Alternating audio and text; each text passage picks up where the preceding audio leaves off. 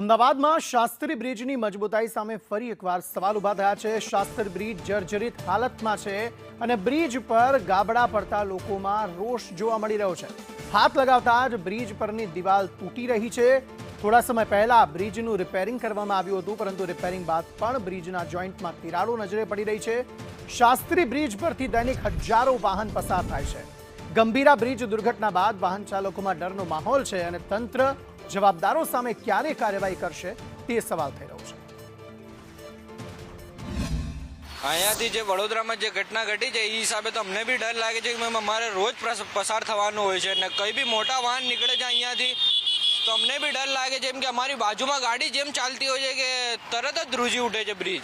અત્યારે તો આ બી જર્જરિત હાલતમાં જ છે બ્રિજ, પણ હવે તો બહુ ડર લાગે છે અમને બી, કંઈ બીજો રસ્તો જ નથી। કેમ કે અત્યારે વચ્ચે હમણાં સરકારે એમ વિચાર્યું હતું કે બ્રિજ બંધ કરીને અમારું સમારકામ ચાલી રહ્યું છે, તો કોઈ સમારકામ આમાં કરવામાં જ નથી આવ્યું। સરકાર ખાલી સૂઈ ગઈ છે, ખાલી અમથી જ કે બ્રિજ બનાવવાનો છે, ના કરવાનું છે, તે કરવાનું છે।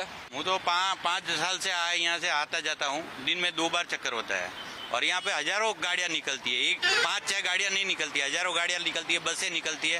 इन लोगों ने रिपेयर भी किया था, लेकिन इतना कोई मेरे को इसमें लगा नहीं कि इन्होंने लोगों ने रिपेयर किया। अभी ये वाला ब्रिज जो आपने यहाँ पे खड़े हैं, ये ब्रिज भी कोई आपको, अब ये देखो ये हिल रहा है, अभी आपके सामने हिल रहा है। इन्होंने कोई रिपेयरिंग किया नहीं, ये जर्जर अवस्था में ये भी आज, और मेरे को नहीं लगता कि इसमें, और मेरे को तो बहुत डर लगता है। अभी ये दुर्घटना होने के बाद तो और डरने लग गया कि अब ये ब्रिज से जाए कि वो आगे वाले ब्रिज से जाए।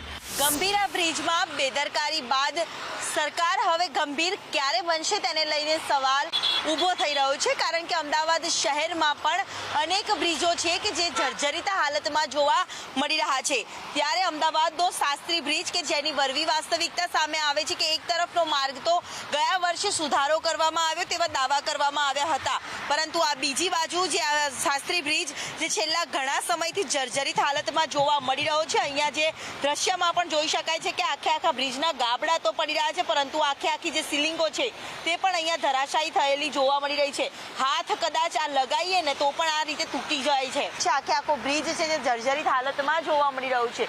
ગમે ત્યારે પણ આ બ્રિજ છે તે ધરાશાયી થાય, કારણ કે થોડા મહિના પહેલા જ આ બ્રિજનો વચ્ચેનો ભાગ છે તે આખો બેસી ગયો હતો અને જેને તંત્ર દ્વારા કામગીરી કરવાના બદલે માત્ર થીગડું મારીને ચલાવી લેવામાં આવ્યું હતું।